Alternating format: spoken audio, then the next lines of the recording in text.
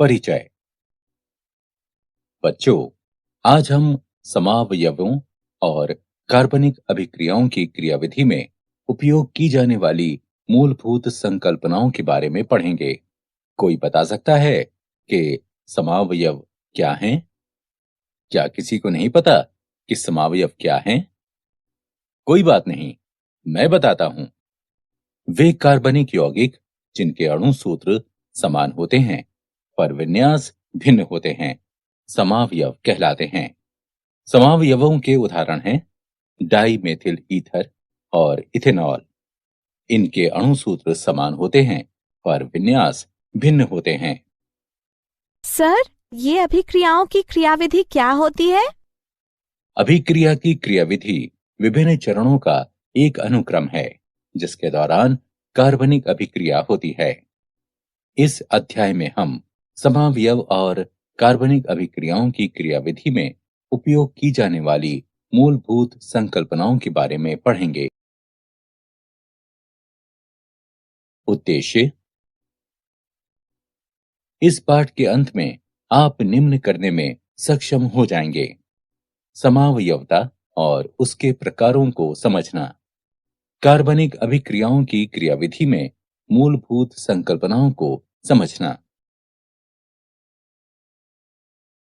समावयवता दो या दो से अधिक यौगिकों के ऐसे समूह जिनके अणु सूत्र समान हों पर विन्यास और गुण भिन्न हों, समावयव कहलाते हैं। समावयवता के विभिन्न प्रकार होते हैं। समावयवता को संरचनात्मक और त्रिविम समावयवता में वर्गीकृत किया जा सकता है। संरचनात्मक समावयवता को श्रृंखला समावयवता, स्थिति समावयवता, क्रियात्मक समावयवता और मध्यावयवता में उपविभाजित किया जा सकता है।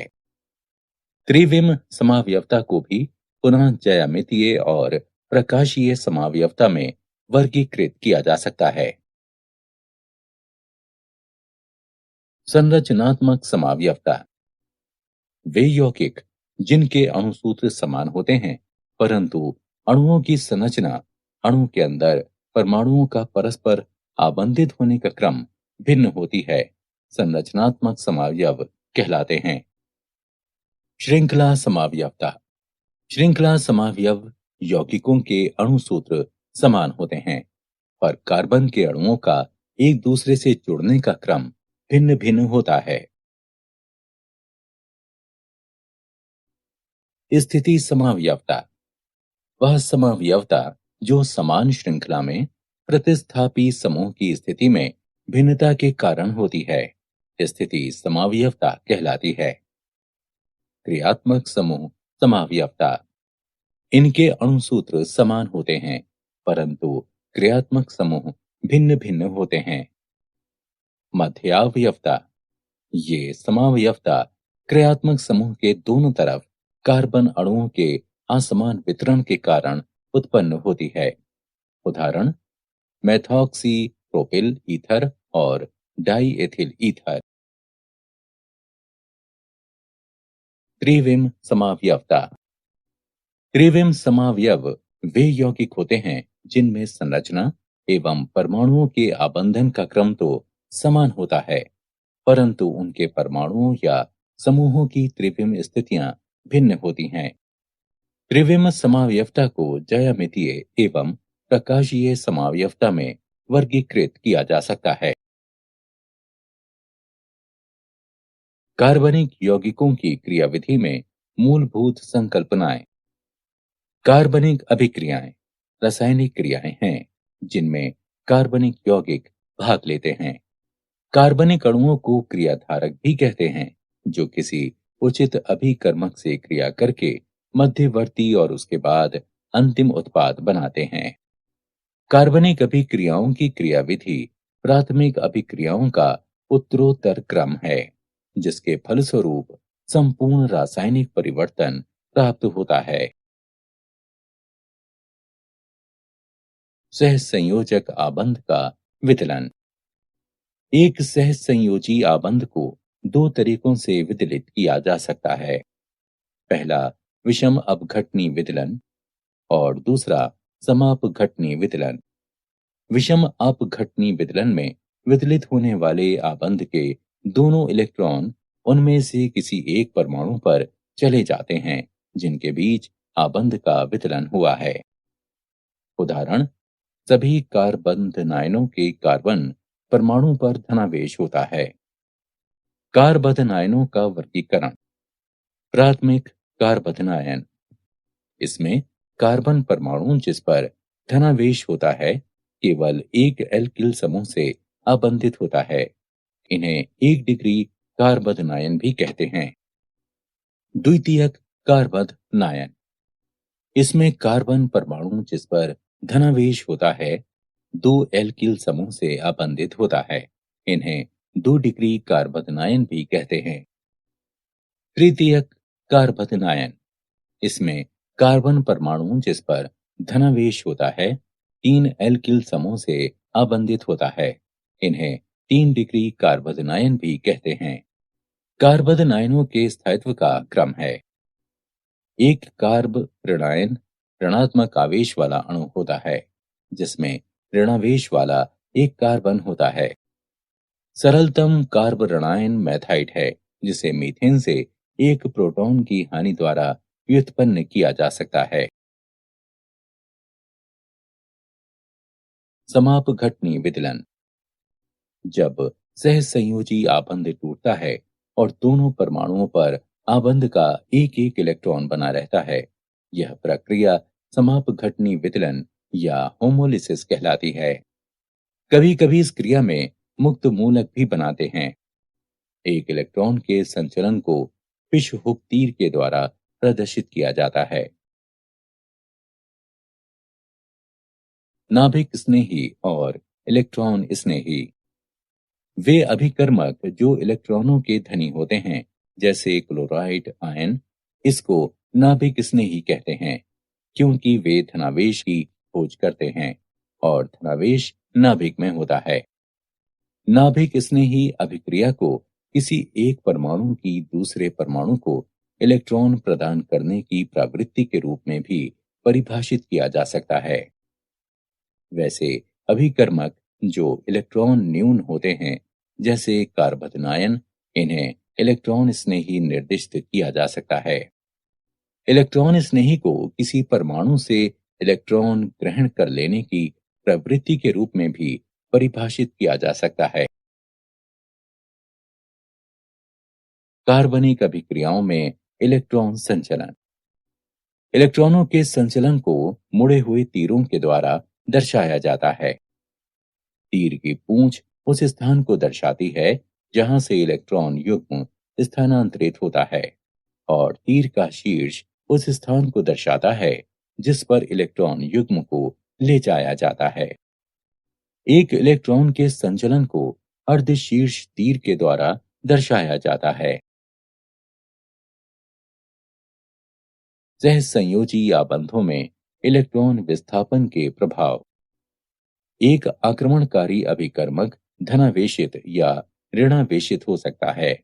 अतः अभिकर्मक अभिक्रियक क्रियाधार पर तभी आक्रमण करता है जब क्रियाधार पर विपरीत आवेश विकसित होता है और क्रियाधार इलेक्ट्रॉनों के स्थानांतरण से अस्थायी ध्रुवता विकसित कर लेता है।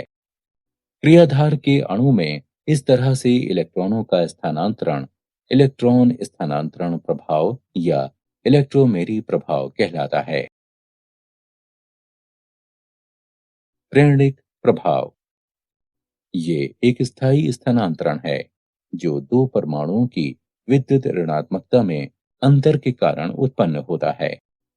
अब हम कार्बन परमाणुओं की एक श्रृंखला पर विचार करेंगे जिसमें अंतिम कार्बन परमाणु क्लोरीन परमाणु से जुड़ता है। क्लोरीन कार्बन की तुलना में ज्यादा विद्युत ऋणात्मक है।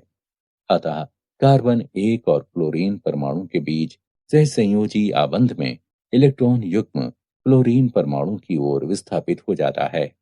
इस कारण क्लोरीन परमाणु आंशिक ऋणावेश प्राप्त कर लेता है और कार्बन एक पर आंशिक धनावेश उत्पन्न हो जाता है। अब कार्बन एक आंशिक रूप से धनावेशित है तो ये कार्बन एक और कार्बन 2 के बीच बनने वाले सहसंयोजी आबंध के इलेक्ट्रॉन युग्म को अपनी ओर आकर्षित कर लेता है, जिसके कारण कार्बन 2 पर आंशिक धनावेश उत्पन्न हो जाता है। पर यह आवेश कार्बन 1 पर होने वाले आवेश की तुलना में कम होता है, क्योंकि प्रभाव कार्बन 1 से कार्बन 2 में पारित हो जाता है। इसी तरह कार्बन 3 भी आंशिक रूप से धनावेशित हो जाता है, जो कार्बन 2 के आवेश की तुलना में कम होता है। कार्बन की श्रृंखला में पास के कार्बन परमाणु पर इस प्रकार इलेक्ट्रॉनों का स्थानांतरण या अपनी ओर आकर्षित किया जाना प्रेरणिक प्रभाव कहलाता है। प्रेरणिक प्रभाव को निरूपित करने के लिए आई चिन्ह का प्रयोग किया जाता है। वे समूह जो इलेक्ट्रॉन ग्रहण करते हैं वे ऋणात्मक आई प्रभाव कारक कहलाते हैं, और जो समूह इलेक्ट्रॉन युक्त करते हैं धनात्मक आई प्रभाव कारक कहलाते हैं। अनुनाद संरचना। कुछ कार्बनिक यौगिकों के व्यवहार को केवल एक लुईस संरचना के द्वारा नहीं समझाया जा सकता है। उदाहरण, टॉलुइन। अनुनाद संरचनाएं दो या दो से अधिक लुईस संरचनाओं का प्रतिनिधित्व करती हैं, जो केवल उनके इलेक्ट्रॉनों के स्थापन में ही भिन्न होती हैं। कार्बनिक अणु बेंजीन को केवल एक लुईस संरचना के द्वारा प्रदर्शित नहीं किया जा सकता, क्योंकि इसकी चक्रीय संरचना में एकांतरित एकल और द्वि आबंध होते हैं। बेंजीन रिंग प्रथम और द्वितीय संरचना का अनुनाद संकर है, जिन्हें अनुनाद संरचनाएं कहते हैं। अनुनाद संरचनाओं का अन्य उदाहरण एसीटोन आयन है। अनुनाद संकर की वास्तविक संरचना और न्यूनतम ऊर्जा वाली अनुनाद संरचना की ऊर्जा के अंतर को अनुनाद स्थायीकरण ऊर्जा कहते हैं। अनुनाद संरचनाओं को लिखते समय निम्नलिखित नियमों का पालन किया जाता है। नाभिक की समान स्थिति और अयुग्मित इलेक्ट्रॉनों की समान संख्या। अनुनाद प्रभाव। पाई इलेक्ट्रॉनों का एक से अधिक परमाणु पर विस्थानीकरण अनुनाद प्रभाव या मेसोमेरिक प्रभाव कहलाता है। इसे आर या एम से प्रदर्शित किया जाता है। इसके दो प्रकार हैं, धनात्मक अनुनाद प्रभाव, धनात्मक आर प्रभाव। ये प्रभाव उन समूहों के द्वारा प्रदर्शित किया जाता है जो पाई इलेक्ट्रॉनों के विस्थापन के द्वारा बाकी कार्बनिक अणु के लिए इलेक्ट्रॉनों को मुक्त करते हैं। उदाहरण, एनिलीन। ऋणात्मक अनुनाद प्रभाव, ऋणात्मक आर प्रभाव। यह प्रभाव उन समूहों के द्वारा प्रदर्शित किया जाता है जो पाई इलेक्ट्रॉनों के विस्थापन द्वारा बाकी कार्बनिक अणु से इलेक्ट्रॉनों को ग्रहण करते हैं। उदाहरण के लिए नाइट्रोज बेंजीन। इलेक्ट्रोमेरी प्रभाव, ई प्रभाव। किसी इलेक्ट्रॉन स्नेही अभिकारक के आक्रमण की स्थिति में यह प्रभाव द्वि आबंध या त्रि आबंध वाले किसी कार्बनिक यौगिक में प्रदर्शित होता है। वह परमाणु जिस पर इलेक्ट्रॉन युग्म विस्थापित होता है ऋणावेशित हो जाता है और दूसरा परमाणु धनावेशित हो जाता है। यह एक स्थायी प्रभाव है। जैसे ही अभिकारक को हटा दिया जाता है कार्बनिक अणु अपने मूल स्वरूप में लौट जाता है। वह प्रभाव जो बहु आबंध वाले अभिकर्मक अणु में इलेक्ट्रॉन स्नेही अभिकारक के प्रभाव में एक इलेक्ट्रॉन युग्म को एक परमाणु से दूसरे परमाणु पर विस्थापित करके अस्थायी ध्रुवता उत्पन्न करता है, इलेक्ट्रोमेरिक प्रभाव कहलाता है। इलेक्ट्रोमेरिक प्रभाव के प्रकार। इलेक्ट्रोमेरिक प्रभाव के दो प्रकार हैं, धनात्मक इलेक्ट्रोमेरिक प्रभाव, धनात्मक ई प्रभाव। द्वि और त्रि आबंध के पाई इलेक्ट्रॉनों का स्थानांतरण उस परमाणु पर होता है जिससे आक्रमणकारी अभिकर्मक आबंधित होता है, तब ये प्रभाव धनात्मक ई प्रभाव कहलाता है। उदाहरण के लिए एसिड का एल्केनों के साथ युग्मन। ऋणात्मक इलेक्ट्रोमेरिक प्रभाव, ऋणात्मक ई प्रभाव। द्वि और त्रि आबंध के पाई इलेक्ट्रॉनों का स्थानांतरण उस परमाणु पर होता है जिससे आक्रमणकारी अभिकर्मक आबंधित नहीं होता है, तब ये प्रभाव ऋणात्मक ई प्रभाव कहलाता है। उदाहरण, साइनाइड आयन का कार्बोनिल समूह के साथ युग्म। अति संयुग्मन। सिग्मा पाई या सिग्मा पी अति व्यापन के द्वारा सिग्मा इलेक्ट्रॉनों का विस्थानीकरण अति संयुग्मन कहलाता है। ये सिग्मा आबंध पाई आबंध के साथ संयुग्मन में या सिग्मा आबंध पी कक्षक के साथ संयुग्मन में इलेक्ट्रॉनों के विस्थानीकरण में भाग लेते हैं और तब निकाय को स्थायित्व प्राप्त होता है। उदाहरण, प्रोपेन में CH3 समूह के 3 CH सिग्मा आबंध होते हैं जो कि पाई आबंध के साथ संयुग्मित रहते हैं। सिग्मा इलेक्ट्रॉन समीपवर्ती कार्बन कार्बन आबंध पर स्थानांतरित हो जाते हैं और पाई इलेक्ट्रॉन अंतिम CH2 कार्बन पर स्थानांतरित हो जाते हैं। प्रोपीन के 3 संरचनात्मक ढांचे संभावित हैं क्योंकि इसमें 3 CH सिग्मा आबंध होते हैं। विस्थानीकरण में सिग्मा इलेक्ट्रॉनों की भागीदारी के कारण कार्बन और हाइड्रोजन के बीच आबंध संरचनात्मक ढांचे में मौजूद नहीं होते, जिसके कारण अति संयुग्मन को आबंध रहित अनुनाद भी कहा जाता है। क्या आप जानते हैं, हाइड्रोजन अणु में सिग्मा आबंध 2,1s कक्षकों के अतिव्यापन से बनता है। मोसेस गोमबर्ग रसायन शास्त्र के संस्थापक हैं। सारांश। आइए हमने जो कुछ सीखा है उसे संक्षेप में दोहराएं। वे यौगिक जिनके अणु सूत्र समान होते हैं, इन पर विन्यास भिन्न होते हैं, समावयव कहलाते हैं।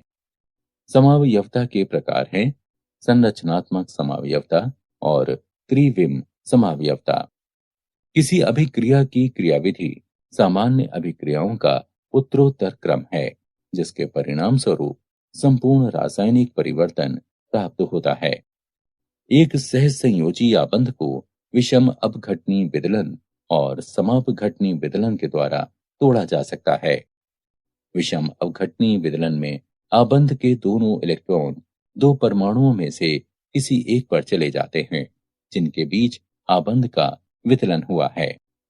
जब सहसंयोजी आबंध इस तरह टूटता है कि हर परमाणु पर आबंध का एक इलेक्ट्रॉन रह जाता है तो यह प्रक्रिया समापघटनी विदलन कहलाती है। नाभिक स्नेही अभिक्रिया को किसी एक परमाणु की दूसरे परमाणु को इलेक्ट्रॉन प्रदान करने की प्रवृत्ति के रूप में परिभाषित किया जा सकता है। इलेक्ट्रॉन स्नेही अभिक्रिया को किसी एक परमाणु की दूसरे परमाणु से इलेक्ट्रॉन ग्रहण करने की प्रवृत्ति के रूप में परिभाषित किया जा सकता है। दो परमाणुओं की विद्युत ऋणात्मकता में भिन्नता के कारण इलेक्ट्रॉनों का स्थायी स्थानांतरण प्रेरणिक प्रभाव कहलाता है। पाई इलेक्ट्रॉनों का एक से अधिक परमाणुओं पर विस्थापन अनुनाद या मेसोमेरिक प्रभाव कहलाता है। बहुआबंध वाले किसी कार्बनिक अणु में इलेक्ट्रॉन युग्म के विस्थापन के कारण उत्पन्न हुई अस्थायी ध्रुवता इलेक्ट्रोमेरी प्रभाव कहलाती है। सिग्मा पाई या सिग्मा पी अतिव्यापन के द्वारा सिग्मा इलेक्ट्रॉनों का विस्थानीकरण अति संयुग्मन कहलाता है।